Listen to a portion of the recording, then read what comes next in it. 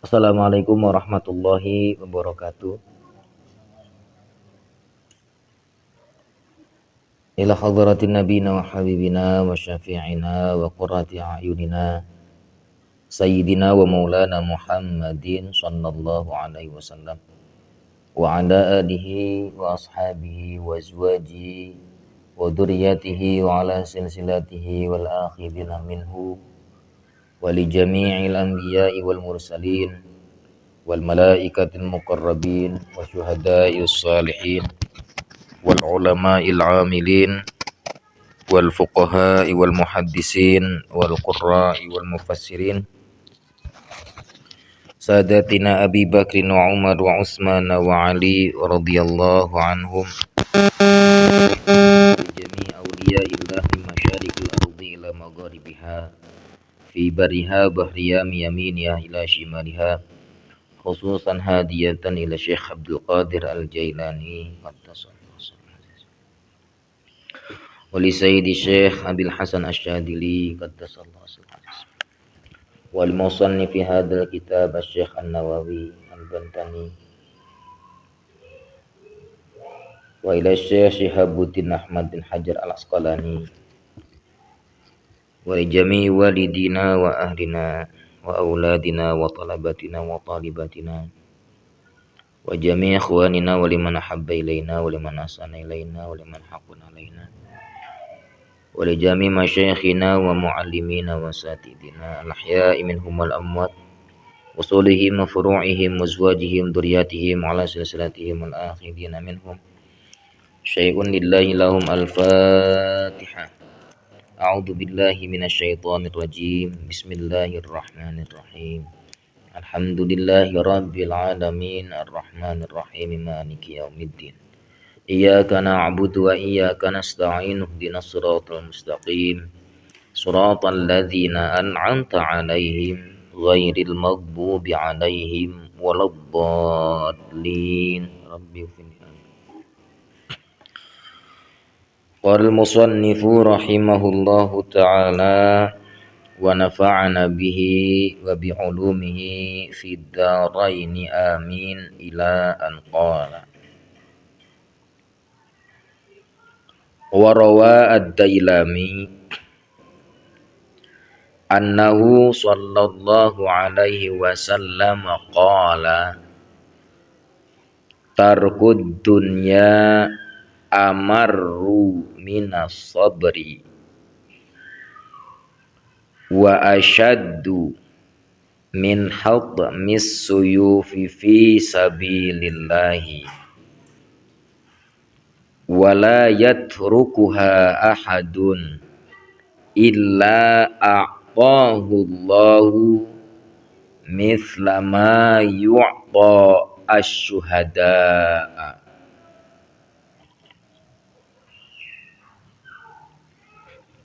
wa tarkuha qillatul akli wasyab'i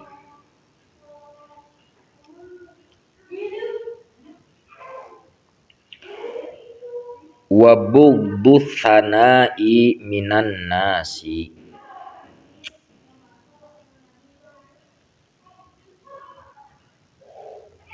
fa innahu man ahabba tsana'a minan nasi ahabba dunya wa na'imaha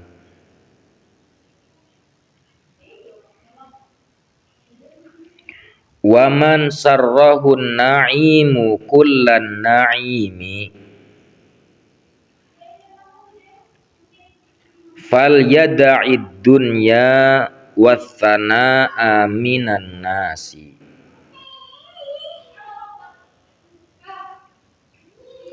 wa rawa ibnu majahin annahu sallallahu alaihi wasallama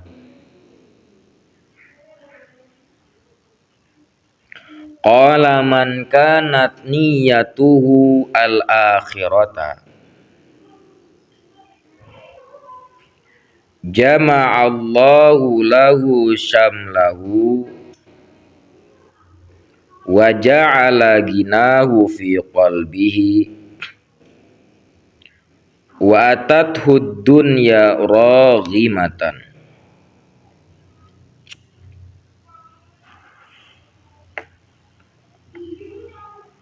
Wa man kanat niyyatuhu ad-dunya farraqallahu alaihi amrahu wa ja'ala faqrahu baina yadayhi wa lam ya'tihi minad dunya illa ma kutiba lahu.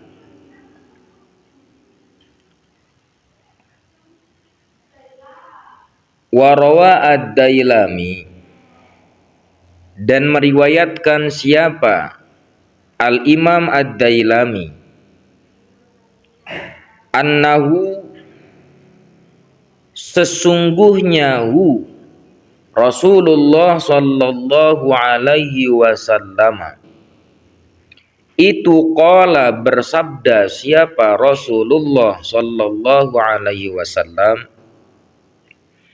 tarkud dunya, bermula meninggalkan dunia, itu amaru, itu lebih pahit, minas sabri, daripada sabar.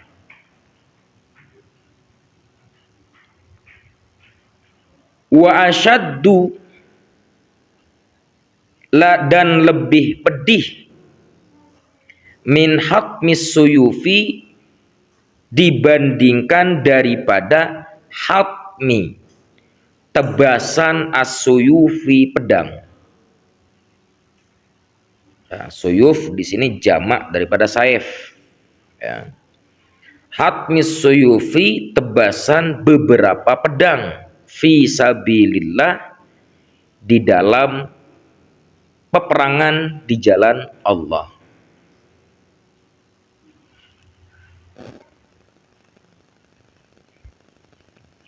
Wala yatrukuha, dan tidaklah yatruku, meninggalkan ha, pada dunia. Siapa ahadun, sesalah seorang, illa, terkecuali, a'ta, memberikan hu terhadapnya ahad, siapa Allahu ta'ala, mithlama,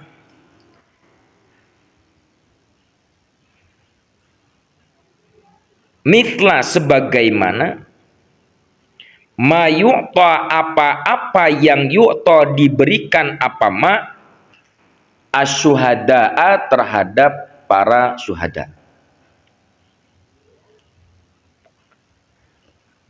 Watarkuha, dan bermula tarku, meninggalkan ha'ad dunya, itu qillatul akli, itu menyedikitkan al-akli, makan, wasyab'i, dan rasa kenyang, juga bugdus sanai, dan benci terhadap as-sanai, pujian, minan nasi, dari manusia. Fa'innahu, maka sesungguhnya, hu dhamir sya'an, man ahabba sana'a,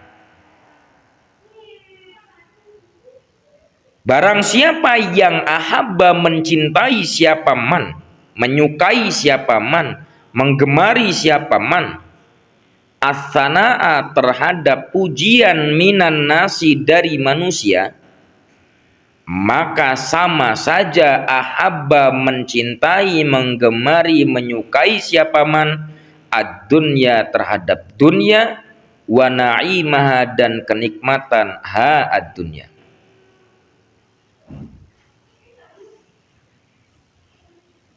Waman sarrahun na'im. Waman dan barang siapa sarra ingin dibuat senang. Lagi. Waman sarra dan barang siapa sarra membuat senang hu padanya man an-na'imu apa kenikmatan kullan na'imi halnya segala semua an-na'imi kenikmatan-kenikmatan fal yada'i maka tinggalkanlah siapa man ad-dunya terhadap dunia wathana'a dan pujian minan nasi dari manusia.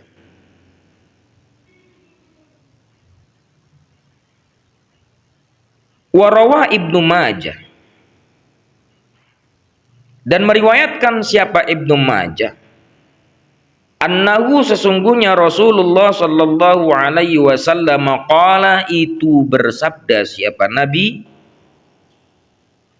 man kanat barang siapa kanat ada apa niyatuhu niatnya man itu al akhirata akhirat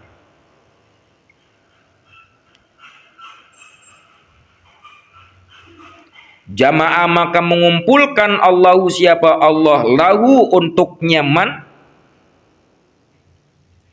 syamlahu terhadap pertolongannya Allah wa ja'ala ginahu dan menjadikan siapa Allah ginahu kekayaannya man fi qalbihi di dalam hatinya man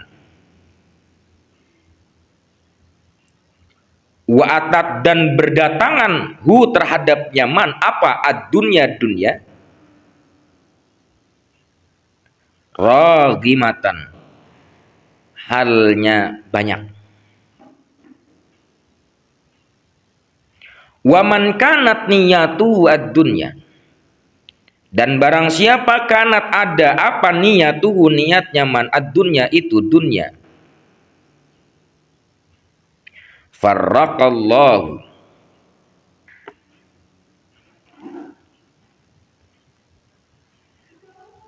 maka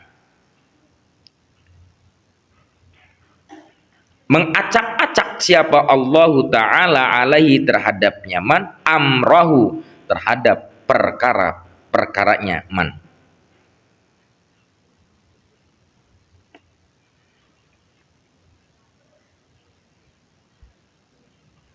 ulang. Man kanat niyatu al akhirata barang siapa kanat ada niyatuhu apa niatnya man al akhirata itu akhirat jama Allah maka mengumpulkan siapa Allah Ta'ala lahu baginya man syamlahu terhadap syamlahu artinya kebutuhannya man.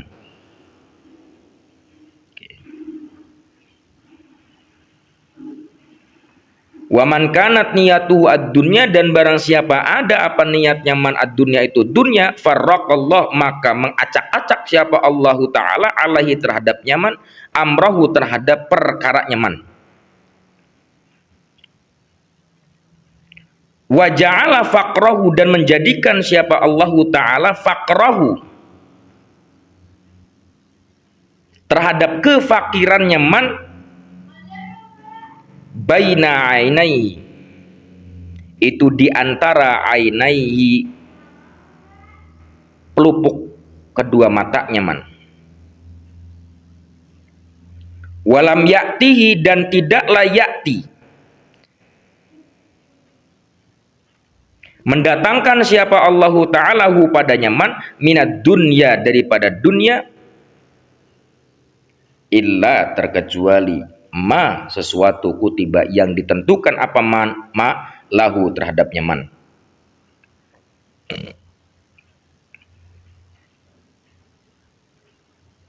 di dalam riwayat Imam Ad-Dailami Nabi Muhammad sallallahu alaihi wasallam berpesan kepada kita ini Di antara pesannya Nabi Muhammad SAW adalah tentang perkara meninggalkan dunia. Bukan berarti kemudian meninggalkan dunia tidak boleh kaya. Bukan berarti meninggalkan dunia itu tidak boleh punya banyak harta. Tapi meninggalkan dunia itu adalah meninggalkan kecenderungan kita sebagai manusia yang disifati dengan sifat selalu ingin dan ingin, tidak pernah puas terhadap dunia. Itu yang harus ditinggalkan. Maka kenapa kemudian Rasulullah SAW mengajarkan kepada kita sifat qanaah?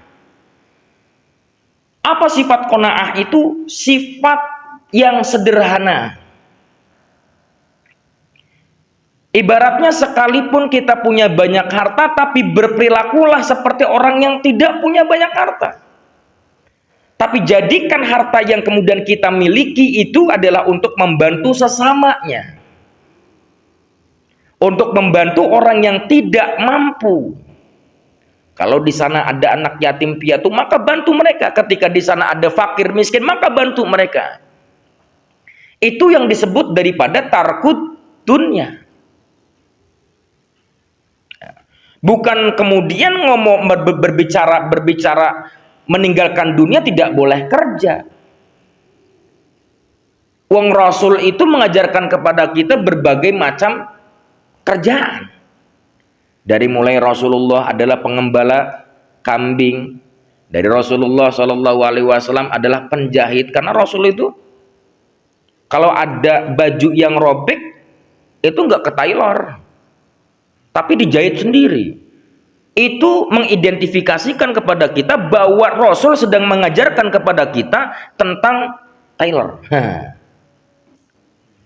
Artinya Rasul tidak melarang umatnya untuk bekerja, tapi kecenderungan kitanya ini yang harus ditinggalkan daripada kecenderungan terhadap dunia.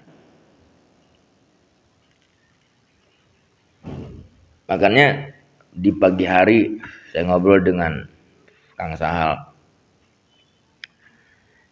Saya itu dari dulu, alhamdulillah, ya mudah-mudahan seterusnya dan seterusnya, tidak pernah melihat merek apapun itu. Sebab terkadang kita terkelabui dengan merek-merek yang kita gunakan. Benar atau tidak silahkan dirasakan. Ketika kita punya kawan yang sepatunya Nike, Nike Ardila, karena mungkin kita tahu merek itu, maka kecenderungan manusia itu adalah hal yang wajar terkadang. Karena manusiawi, pengen punya sepatu kayak gitu. Maka kalau kita kemudian tidak tahu sama sekali tentang merek-merek, apalah daya, mau ngapain kita ngomong-ngomong Nike, kenal juga enggak. Itu kan cara, tarikoh, kaifiyah, bagaimana kemudian saya tidak punya kecenderungan terhadap dunia. Ketika kawan-kawan kita punya jabatan ini, jabatan itu, kita tidak peduli, tapi kita mensyukuri ketika kita mendapatkan kawan kita jabatannya tinggi, kita syukur dengan itu. Gak boleh hasad. Gak boleh kita punya sifat-sifat hasad ketika orang lain mendapatkan kenikmatan. Kita rasa syukur, oh, alhamdulillah kawan saya. Tapi tidak kemudian kita iri dengan itu. Wah, saya juga harus, enggak usah. Karena Allah itu sudah menciptakan hamba-hambanya, menciptakan makhluknya itu sesuai dengan kadar-kadarnya masing-masing. Tapi ingat, kadar itu akan ditingkatkan oleh Allah Subhanahu wa Ta'ala kalau kemudian kita dekat dengannya. Kalau kemudian Pak Ian itu cuma dikadarkan oleh Allah dapat satu hari itu satu bungkus rokok. Kalau Pak Ian itu dekat dengan Allah, boleh jadi nanti besok hari rokoknya bertambah jadi 5 bungkus. Iya, karena kedekatannya kita terhadap Allah, Allah tambahkan itu. La in syakartum la azidannakum wa in kafartum. Ya kalau kita kufur terus-terusan kufur, tidak mensyukuri nikmat Allah, ya segitu-gitu aja. tidak ada usaha untuk mendekatkan diri kepada Allah, ya takdirnya ya gitu-gitu aja sesuai dengan apa yang sudah dicatat. Bisa dipahami? Maka ini adalah cara bagaimana kemudian kita ini tidak pernah iri terhadap orang lain. Karena rasa iri itu setiap manusia itu pasti punya. Ya kan? Apalagi terkait dengan jabatan, ya kan? Gaji. Yang ini mendapatnya 2 juta, saya mau cuma dapat 500.000, iri sama yang 2 juta. Betul? Ini sifat-sifat yang seperti ini nanti akan menimbulkan rasa kecintaan terhadap dunia. Ini yang harus kita hindari. Makanya kita diajarkan oleh baginda Nabi itu mensyukuri nikmat Allah yang diberikan kepada kita. Sudah itu saja.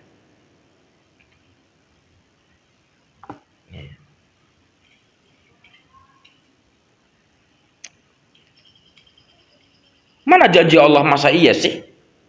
Orang yang dekat dengan Allah kemudian akan diberikan kebutuhannya lebih daripada takdirnya, apa iya sih? Coba perhatikan di dalam ayat Al-Qur'an yang berbunyi fatahajjat bihi nafilatal laka. Bertahajudlah engkau. Artinya adalah mendekatkan dirilah engkau kepada Allah Subhanahu wa taala dalam keadaan sunyi. Orang lain tidak tahu bahwa Anda itu dekat dengan Allah. Dan ini mengajarkan kepada kita itu jangan sampai kemudian kita ibadahnya rajin ketika alaniah saja. Ketika lagi ramai-ramai, ibadahnya getol, Allahu Akbar, lagi ramai. Tapi ketika sendirian, Allahu Akbar, Allahu Akbar, Allahu Akbar. Tapi kalau lagi ramai, Allahu Akbar. Dengan tahajud kita belajar untuk ibadah secara sembunyi. Orang lain tidak tahu tentang ibadah saya. Nah, itu adalah caranya Allah mengajarkan kepada hambanya agar tidak punya sifat-sifat riya.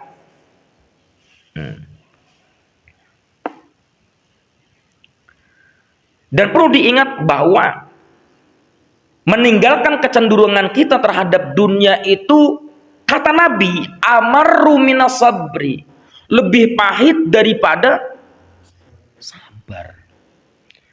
Kalau sabar saja kita kadang-kadang susah untuk melakukannya, apalagi ngomongin tarkud dunia, kecenderungan terhadap dunia. Benar nggak? Dikasih musibah, ngomong sabar, sulit nggak kira-kira? Sulit, apalagi ngomongin tarkud dunia, lebih sulit, lebih pahit daripada rasa sabar.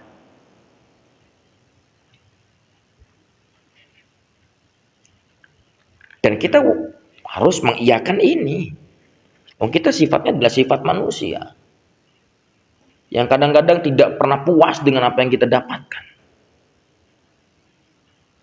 Ya, kalau berbicara ilmu, wajib kita begitu. Tidak pernah puas dengan apa yang didapatkan pada hari itu. Ngomongin ilmu, ngomongin ibadah boleh seperti itu. Tapi urusannya dunia, itu nggak boleh. Tidak pernah puas dengan pendapatan hari ini, itu nggak boleh. Nah, tapi kalau ngomongin ilmu, ngomongin ibadah nggak pernah puas, bagus berarti tamak sama ibadah. Tapi kalau tamak dunia, ini kan dikhawatirkan oleh Nabi. Ittaqus syuha fa inna syuha ahlaka man kana qablakum. Jauhi sifat-sifat tamak itu, tamak terhadap dunia. Sebab iya atau tidaknya dulu pernah terjadi kehancuran orang-orang dulu itu disebabkan karena tamaknya dunia. Rebutan jabatan khalifah juga kan akhirnya membuat berbagai sekte-sekte. Tidak setuju dengan khalifah ini bikin sekte. Tidak setuju dengan khalifah ini bikin sekte lagi. Dan seterusnya seperti itu dan berulang-ulang. Yang namanya sejarah itu akan berulang. Jangan dikira kemudian sejarah masa lalu tidak terulang di zaman sekarang. Akan terjadi. Betul? Kalau dulu di zaman Nabi Adam, anak Nabi Adam itu bersikeruh, berseteru antara kakak dan adik. Jangan dikira kemudian itu adalah hanya sebatas sejarah. Akan terjadi zaman sekarang.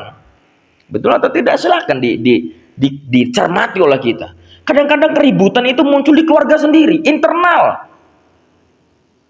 Kakak adik ribut. Cuma gara-gara kakaknya punya jabatan tinggi, adiknya enggak. Adiknya kemudian hasad sama kakaknya, akhirnya bunuh-bunuhan. Itu dulu sudah menghancurkan orang-orang dulu. Sifat tamak itu sudah menghancurkan orang-orang dulu. Bahkan wa ansafaku dima'ahum. Mereka berani untuk menumpahkan darah satu sama lain. Wastahallu maharimahum. Bahkan mereka itu menghalalkan segala yang haram. Karena sifat tamak itu kadang-kadang membutakan hati kita. Yang haram jadi halal, halal jadi haram. Terus pokoknya kita nikmat aja udah. Nikmatnya tapi nikmat dunia. Terus mumpung hirup. Betul, mumpung hirup. Tapi mumpung hirup itu gunakan untuk ibadah. Bukan mumpung hirup, tapi menikmati kehidupan dunia. Bukankah kita sudah sering belajar tentang masalah bahwa dunia itu adalah fana? Tapi kita kadang-kadang lupa dengan itu. Lupa lagi.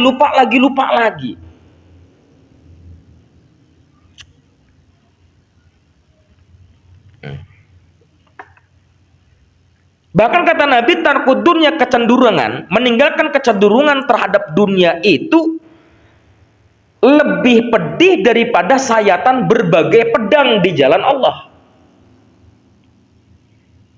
Bayan, pernah nggak disayat sama silet? Atau kesayat si pisau perih sedikit tuh itu, coba sayatan pedang, tebas, sakit. Nah, kecenderungan kita terhadap dunia ketika kita meninggalkan, perih. Karena secara manusia, siapa sih yang mau tidak mendapatkan nikmat dunia? Semua rata-rata manusia, mayoritas manusia itu rata-ratanya pengen dapat kenikmatan dunia.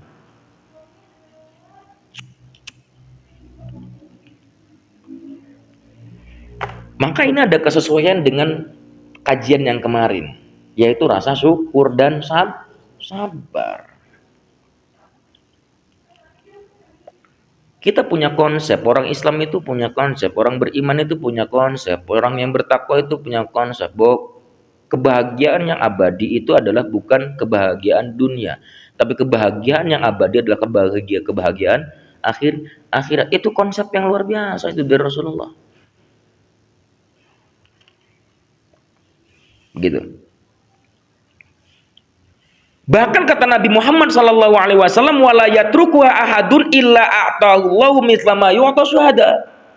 Orang yang mampu meninggalkan kecenderungan terhadap dunia, itu Allah akan berikan pahala sebesar-besarnya serupa dengan apa yang diberikan oleh Allah Subhanahu wa taala terhadap orang-orang yang mati syahid. Kalau orang mati syahid saja, ya, mereka masuk surga bila hisab. Maka orang yang mampu untuk meninggalkan kecenderungan terhadap dunia itu akan diberikan pahala luar biasa oleh Allah, sama seperti orang-orang yang mati syahid. Semua kan kepengen mati syahid, nggak ada yang pengen matinya mati sangit. Tapi semua pengennya matinya mati syahid. Tapi cobalah dipraktekkan bahwa mati syahid itu jangan hanya sebatas lisan saja yang mengucapkan, tapi coba dipraktekkan apa sih dan bagaimana sih agar mendapatkan derajat mati syahid itu yang seperti apa. Maka diantaranya diberikanlah cara oleh Kanjeng Nabi Muhammad SAW, man salaka tariqan yaltamisu fi ilman sahalallahu lahu tariqan ilal jannah. Di antaranya menuntut ilmu pun termasuk daripada cara kita untuk mendapatkan mati syahid. Ini jangan sampai kemudian saya dapat cerita semalam, ya, saya tidak sebutkan nama. Ada orang yang rajin, dia hijrah. Akhirnya kemudian dia rajin datang ke majelis, tapi karena kebawa lagi dengan kecenderungan dunia, akhirnya dia mencoba satu tegukan air minuman yang memabukkan. Teguk, klak. Malam tidur, pagi udah nggak ada nyawanya. Ya ini adalah sebuah pelajaran bagi kita. Ternyata istiqomah itu tidak mudah. Jangan menganggap bahwa kita yang sering ngaji ini sudah istiqomah, belum. Karena nilai derajat istiqomah itu akan dinilai nanti. Kapan? Ketika datang ajal kita, barulah di situ apakah kita disebut mustaqim ataukah tidak, disebut istiqomah atau tidak. Maka jangan sekali-kali kita kemudian meremehkan hal-hal yang terkecil, meremehkan kebaikan yang kecil. Yang kecil lakukan. Menuntut ilmu itu bagi orang yang sudah biasa itu dianggap biasa. Tapi anggap yang biasa itu, jadikan yang biasa itu terus menerus, jangan temporir, tapi terus menerus. Kalau jadwalnya kita harus punya jadwal sendiri, ya, seperti halnya mutolaah kitab, ya, membaca Al-Quran, menghafal ayat-ayat Al-Quran, menghafal hadis-hadis Rasulullah SAW, itu kita harus punya schedule. Hari ini saya harus menghafalkan satu hadis, besok menghafalkan satu hadis lagi. Hari esok saya harus mutolaah kitab ini. Hari esok saya harus mendengarkan kajian ini. Hari esok saya harus datang ke majelis ini. Itu harus kita buat schedule. Serapih mungkin itu untuk schedule kita sendiri. Itu kan ajarannya Rasulullah SAW. Membuat schedule untuk mendapatkan derajat istiqomah. Loh, sekolah saja. Sekolah. Itu kan bisa istiqomah tuh. Pelajaran matematika hari Senin sampai ke semester 2-nya hari Senin terus. Kenapa? Karena terjadwalkan. Maka coba dibuat jadwal untuk kegiatan kita sehari-hari. Hari ini, pagi hari ini ngapal apa, hari ini mau ngelakuin apa, hari ini ngelakuin apa. Itu sebaik mungkin dibuatlah, serapih mungkin. Ya.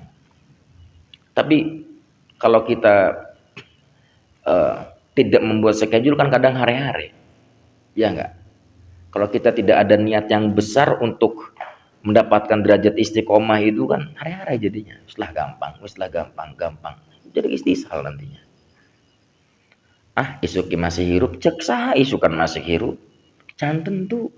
Boleh jadi sore ini kita mati, boleh jadi nanti malam kita mati. Yakfikal mautu ibrah. Cukup bagi kita nasihat itu adalah kematian. Betul nggak? Orang yang beriman kalau ngomongin mati pasti bergetar. Apa bergetarnya? Kita sudah siap apa? Bekal apa yang kita akan bawa nanti di kemudian hari? Kita akan ditanya oleh Allah Subhanahu wa taala. Kita akan dihisab. Kita akan dikalkulas apa saja amalia yang sudah kita lakukan, baik atau buruk, ya kita akan ditimbang nanti. Orang beriman akan bergetar ketika mendengar kata kematian. Tapi kalau imannya tidak ada, sekalipun ngomongin mati, pasti berbicaranya apa? Lah, mati tinggal mati. Betul, mati tinggal mati. Tapi bukan itu masalahnya. Kitanya akan ditanya, kita akan ditimbang. Pertanyaannya, persiapan apa itu? Wa tazawwadu fa inna khairaz zadid taqwa. Al-Quran kan memberikan penjelasan kepada kita, memberikan ultimatum kepada kita, prosedur kepada kita. Tazawwad. Berbekallah kalian ketika kalian hidup di dunia. Tapi pertanyaannya, bekal apa yang paling baik bagi orang-orang yang beriman ini? Fa inna khairaz zad at-taqwa. Sebaik-baiknya bekal bagi umat Islam, sebaik-baiknya bekal bagi orang yang beriman adalah takwa. Apa takwa itu? Seringkali kita dengar di sebuah khutbah Jumat itu yang namanya takwa adalah imtisalu awamirillah wajtinabun nawahi. Melaksanakan perintah-perintah Allah dan menjauhi larangan-larangannya. Ini jangan hanya sekedar kita mendefinisikan kalimat itu, tapi coba laksanakan gitu loh.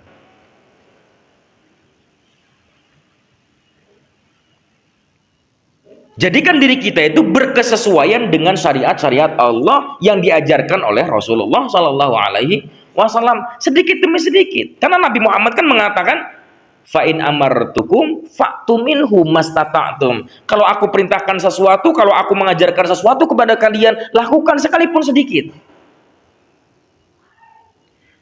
Ustaz, saya nggak bisa banyak melakukannya. Mala yutraku kulluh, mala yudraku kulluh, la yutraku kulluh. Kalau tidak mampu semuanya, jangan tinggalkan semuanya. Gitu. Kalau guru kita mengajarkan kepada kita sholat duha misalnya 8 rakaat, tapi kita mampu cuma 4 rakaat, ya 4 rakaat.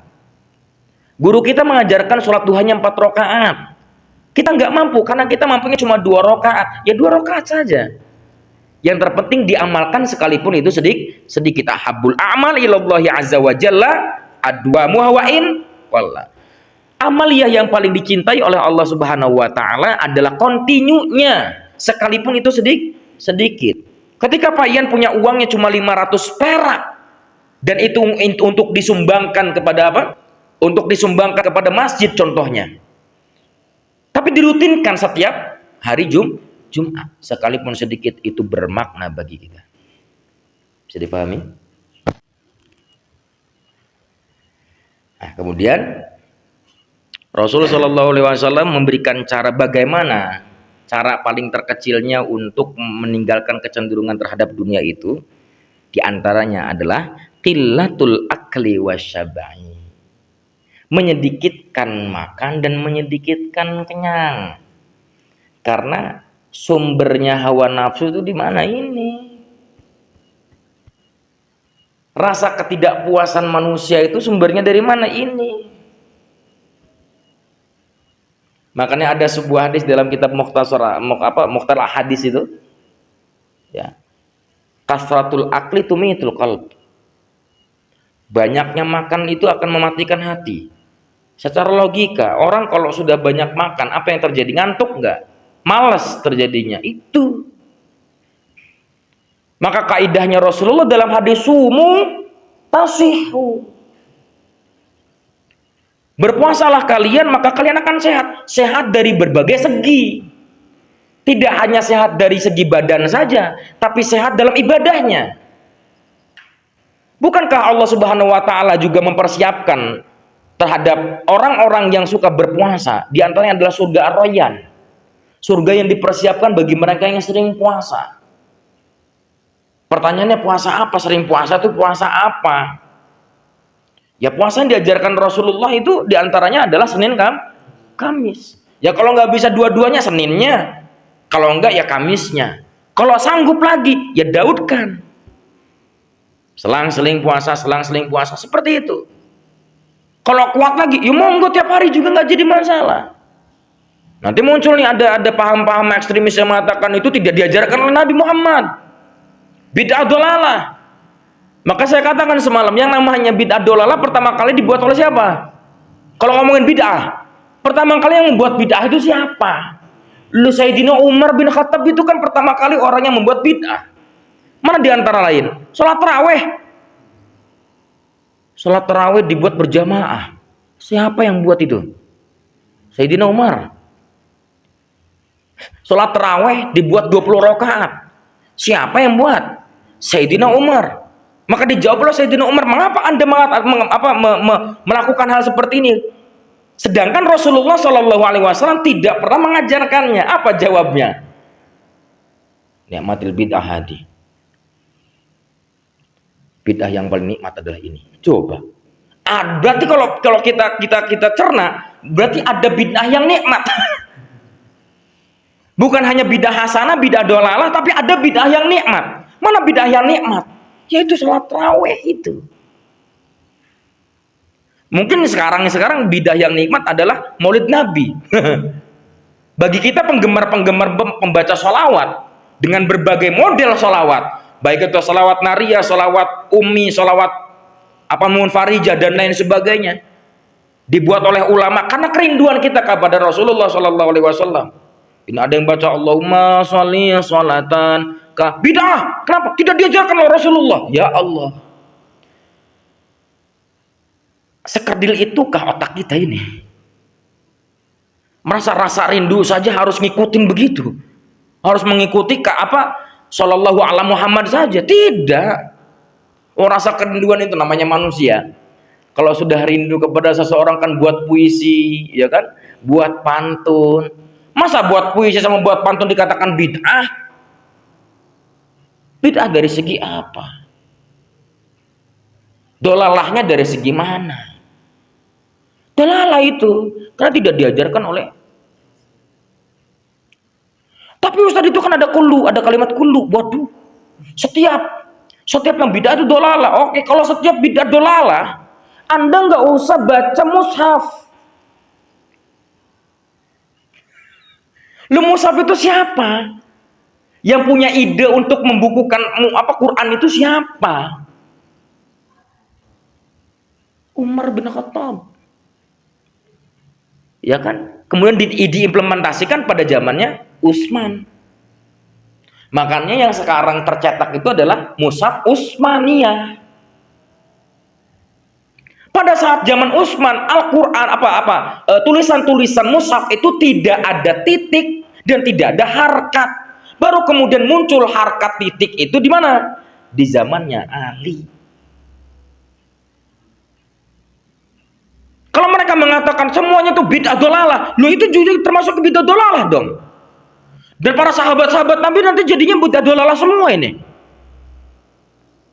Cobalah, jangan sekerdil itu memikirkan bab bid'ah.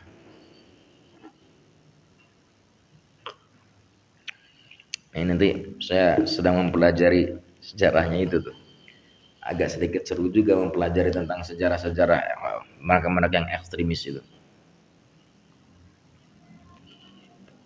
Ini adalah propaganda sebenarnya. Propaganda mereka yang tidak suka dengan Islam.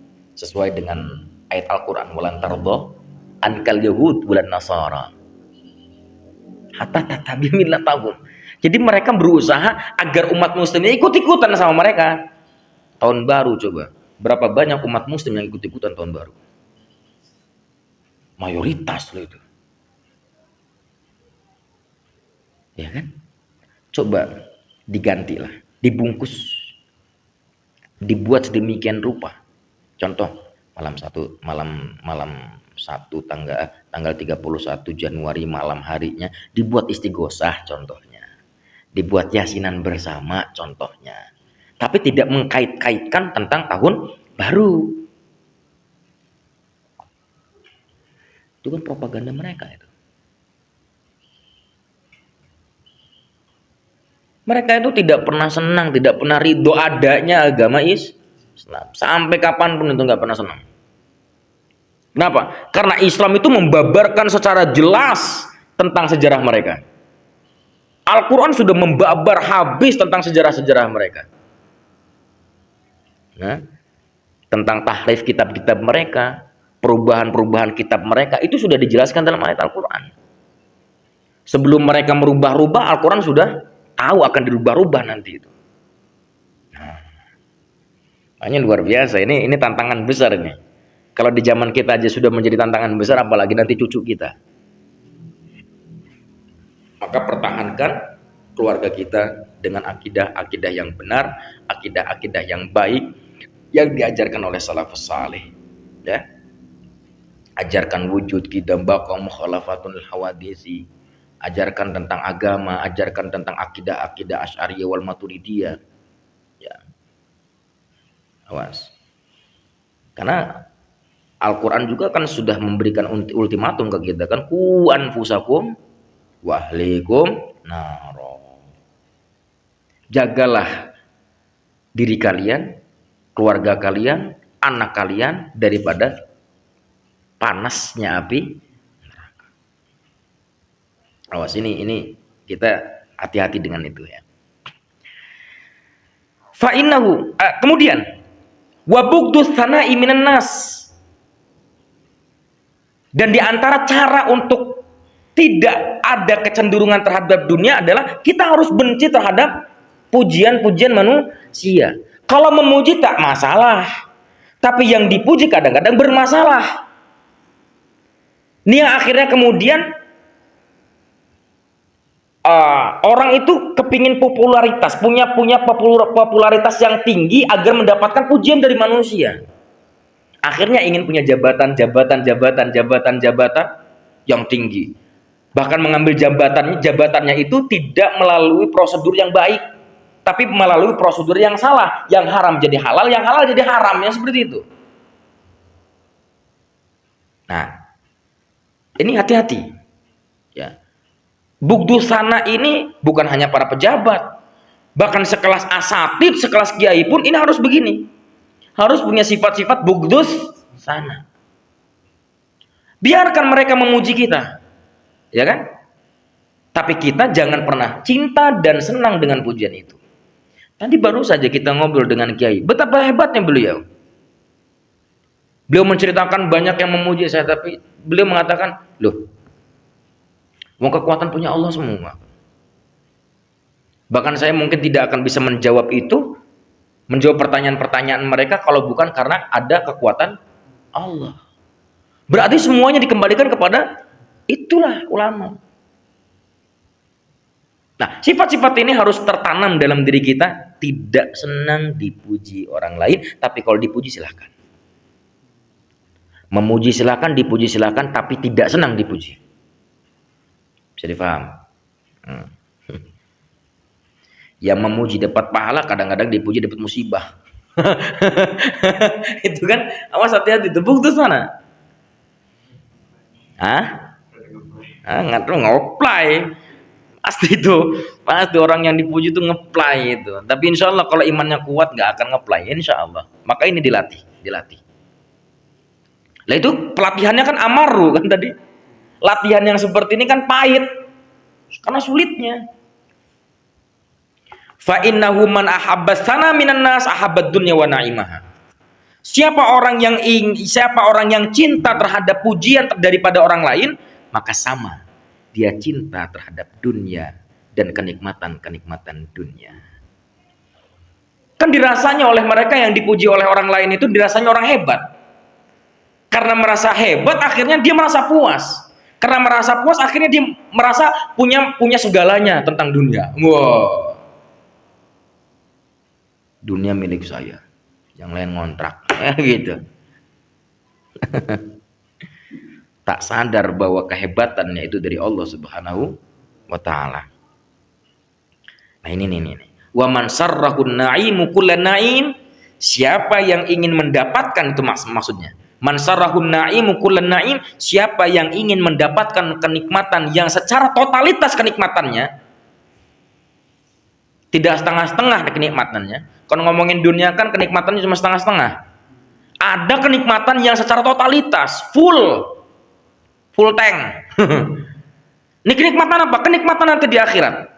Siapa yang ingin mendapatkan kenikmatan yang secara totalitas, maka fal yada'id dunya wasana aminan nas. Maka tinggalkanlah kecenderungan terhadap dunia dan tinggalkanlah cinta terhadap pujian dari manusia.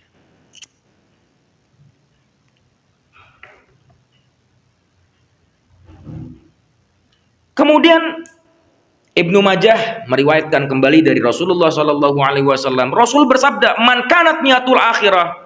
Siapa orang yang niatnya adalah hanya akhirat, jama'allahu lahu syamlah. Maka kebutuhannya akan dikumpulkan oleh Allah Subhanahu wa taala dan akan diberikan kepadanya. Bahkan Allah Subhanahu wa taala ja'ala ginau fi qalbi. Akan menjadikan kekayaannya itu di dalam hatinya. Jadi kaya itu bukan dilihat dari seberapa banyak harta yang dia miliki, tapi kekayaan itu adalah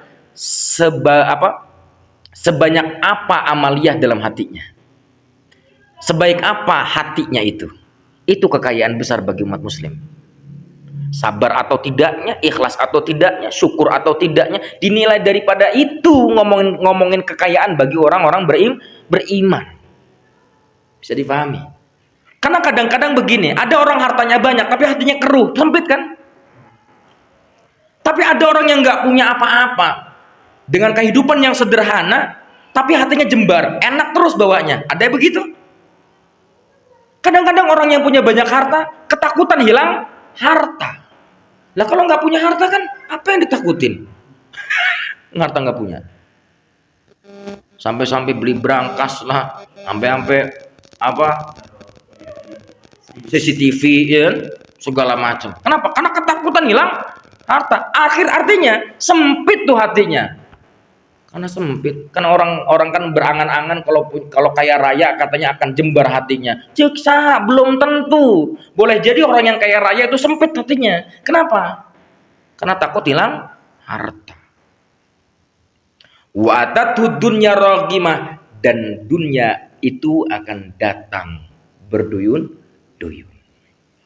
Sebagaimana hadis qudsi dinyatakan bahwa ada sebuah hadis qudsi yang berbunyi artinya, hai dunia, jika ada manusia yang khidmat kepadamu, maka susahkanlah kehidupannya.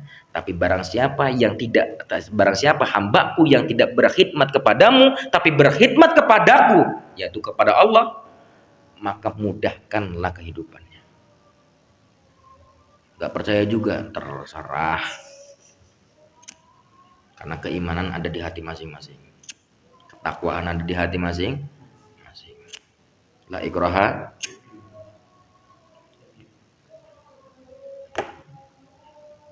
Wa man kanat niyatu dunya farraqallahu alaihi amroh.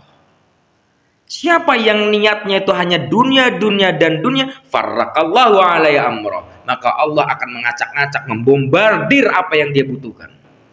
Perkaranya dihancurkan oleh Allah Subhanahu wa taala. Jabatan yang tinggi akan dihancurkan oleh Allah Subhanahu wa taala. Kenapa? Karena niatnya adalah hanya untuk dunia. Bahkan wa ja'ala faqrau baina ainih, dan menjadikan kefakirannya itu ada di pelupuk matanya. Kefakiran itu dekat baginya. Dan dunia tidak akan datang kepadanya terkecuali sesuai apa yang sudah ditakdirkan kepadanya.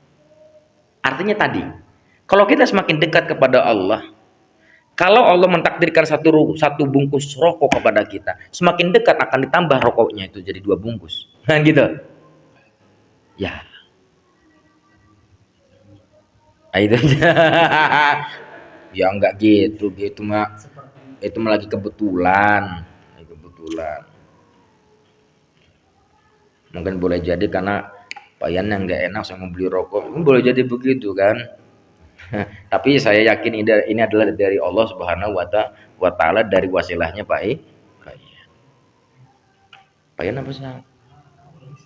Payan dan Sahal dan Payan, sekaligus sama Gus Irfannya juga.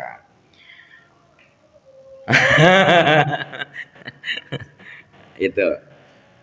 Jadi berusaha untuk selalu dekat kepada Allah Subhanahu wa taala sesuai dengan apa yang diajarkan oleh baginda Rasulullah sallallahu alaihi wasallam. Wal maqalatu saminatu wal isrun wallahu taala a'lam bis-shawab. Subhanallah bihamdihi adada khalqihi wa ridha nafsihi wa zinata arsyihi wa midada kalimatihi. Allahumma inna nastaudi'uka bima 'allamtana fardudhu ya Allah inda hawaijina birahmatika ya arhamar rahimin walhamdulillahi rabbil alamin. Assalamualaikum warahmatullahi wabarakatuh.